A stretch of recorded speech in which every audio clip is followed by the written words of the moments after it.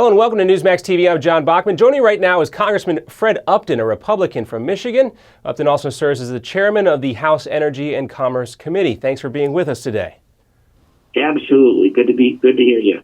All right, so the president has been on the road this week with stops in Texas and elsewhere trying to right the ship after it became known that both he and other top officials at the White House likely knew that many Americans would in fact lose their insurance plan once the Affordable Care Act started to take hold. We'll talk about the president's apology in just a moment, but first I want to talk to you about something that you're working on, Congressman Upton, along with Senator Ron Johnson, and this bill is being called the biggest threat to Obamacare yet. At least that's what they called it in the Washington Post. Congressman, tell us a little bit about this bill.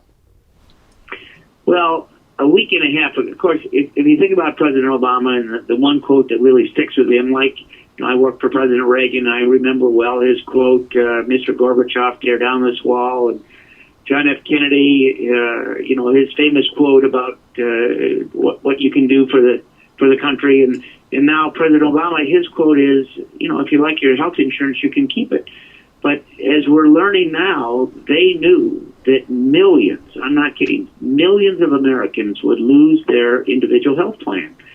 And as we House members are back in our districts this week, as we get ready for Veterans Day this weekend, it is a very common occurrence that people, whether you go into the dry cleaners or the grocery store, or, speaking to a service club, there are lots of people that we're running into literally almost every hour of people coming up to us saying that they had their policies canceled. They're finding that the alternative is going to be thousands of dollars more. Their deductible are often going up in the thousands of dollars. And that is directly contrary to what they had heard for the last number of years. So what I did was introduced a bill almost 2 weeks ago that said, hey, if you have an individual health care policy that was effective as of January of this year, 2013, that policy, in fact, is grandfathered and allows you to keep it for yet another year. So you're not going to be subject to a penalty. You're not going to be forced to find something else.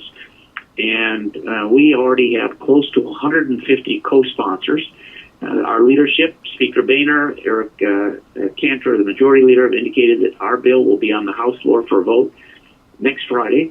And my sense is that we're going to get close to 190 votes or so, way more than enough to pass it, and hopefully put some pressure on the Senate to again pass a bipartisan bill that'll force the president to keep his promise.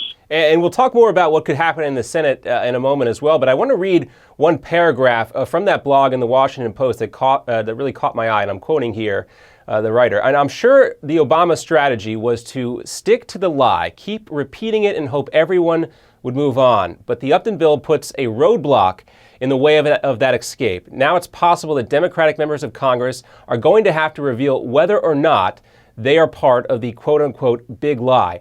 First off, Congressman, do you feel that this kind of is being accepted, now that we know it's being accepted by the establishment media and the American people, that the president's promise that you could keep your insurance was in fact a big lie? Everyone in Washington kind of likes to tiptoe around the word lie, but nobody's really seeming to do that here. So, what does this mean, you think, from the presidency going forward, that this is being called the big lie? Well, what's troubling, particularly troubling, was that even in September, in essence, less than a month and a half ago, the president said on the record, if you like your health insurance, you simply don't have to do anything because you can keep it.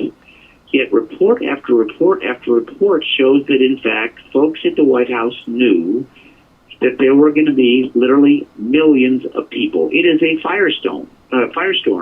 Millions of people were going to lose their policy.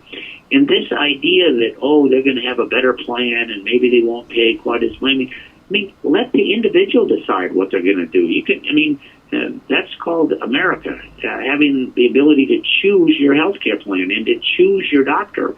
And when, in fact, that decision is taken away from you for millions of people despite their ironclad assurance when this bill was sold. And remember, it was a pretty close margin when this bill passed by one vote in the Senate on Christmas Eve morning, passed only by a handful of votes a couple months later on a Sunday afternoon in the House.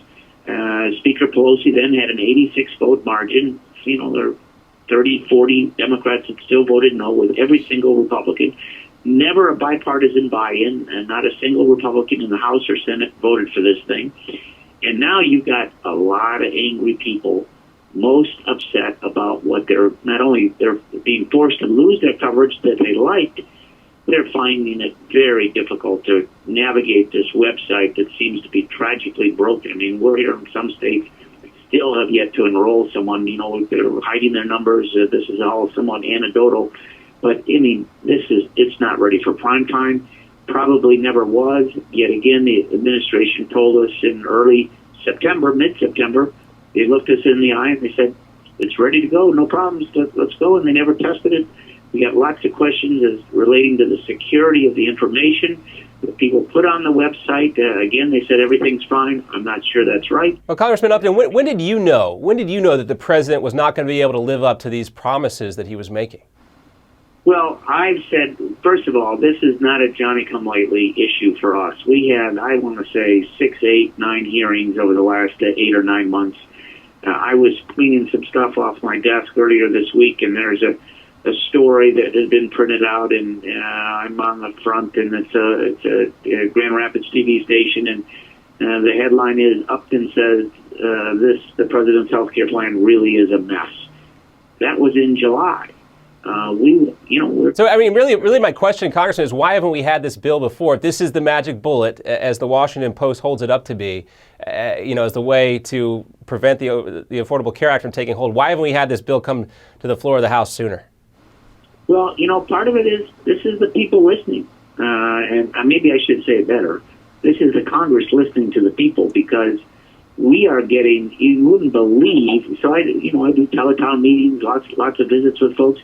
Our phones are ringing off the hook. We're getting mail pieces in. I'm doing, talk radio, and even the folks talking on the radio, they're losing their health care coverage under the president's plan. I mean, this is not something that is hidden under the blanket. This is something that is every corner of the nation, and people are angry. Let's move on to that apology that the president made. Here's what the president told NBC News yesterday as he did a round of interviews with the networks to try and help stop the bleeding after the disastrous rollout and the information became public that the president likely knew that people were going to lose their insurance plan. I'm sure you've heard that apology, but here it is. And Congressman, we're going to play that. We have a clip of it. We'll play it. You know what he said, right? Yeah. Yeah. All right, so we'll just move on real quickly and get your reaction. What was it like for you to hear, Congressman, those words come out of the president's mouth, the fact that he was willing to say, I'm sorry? Well, you know what? Presidents don't apologize very often. I'm glad that he's fessed up is the right word, but, that's not good enough for people who have lost their coverage. I mean, we're looking at people with tears in their eyes, wondering how they're going to pay for a replacement policy. People losing their doctors. These are people with pre-existing conditions. They've survived cancer, a whole number of different things. And as they watch this news story, they drill down to find out who knew what when. And they find out, rightly so, that the administration knew, for the last couple of years, quite frankly, that millions of people were going to be told that their insurance policies were going to be canceled. An apology isn't enough, not to the people that I've spoken to. Well, we know President Obama and Senator Bennett of Colorado recently sat down with 15 or so Democrats who are facing re-election. These folks desperately want the president to put the brakes on Obamacare. Do you think the president will do that now that there seems to be this snowball effect of opposition to the bill, even from within his own party?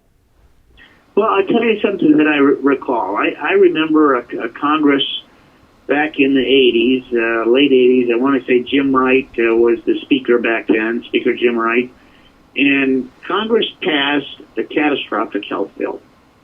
And it didn't take very long to figure out that the government shouldn't be running this. And I want to say within a year, the same Congress that passed that catastrophic health bill repealed it. And it was the right vote to do. And America took a really big sigh of relief when that happened. And, I don't know whether this rollout is going to lead to a repeal or not. We've had a lot of votes on this, and, that was what October was about to a large degree. But maybe that would have worked if people had known that they were going to, it was going to be rolled out in such a pitiful way. And, we'll see. But in the meantime, this really is it's a life and death deal for a lot of people. Not only their own insurance, but their doctors, their financial standing, and it's a pretty simple bill that we introduced, HR 3350. Not too many sentences that are in there, and it allows those plans to be grandfathered if they had a plan that was in place before, and it fixes a problem that otherwise is going to be a real pain to lots of Americans across the country. Well, those 15 Democrats may be on your side in this particular issue. And I don't know if you picked up on this or not when you were listening to the president talk to the networks, but he was not exactly direct when asked if he supported Health and Human Services Secretary Kathleen Sebelius. The president kind of equivocated a bit. How much longer do you think the secretary can last in her position, given everything we've learned this week? Well, she told us under oath that she thought it'd be up and running, be up to snuff by the end of this month. I don't know if she's going to be right or not. Again, some of the anecdotal evidence that we've heard, and I heard just something in the last couple hours here that the D.C. exchange has had, I want to say, less than 5 people sign up for it. I mean, good grief.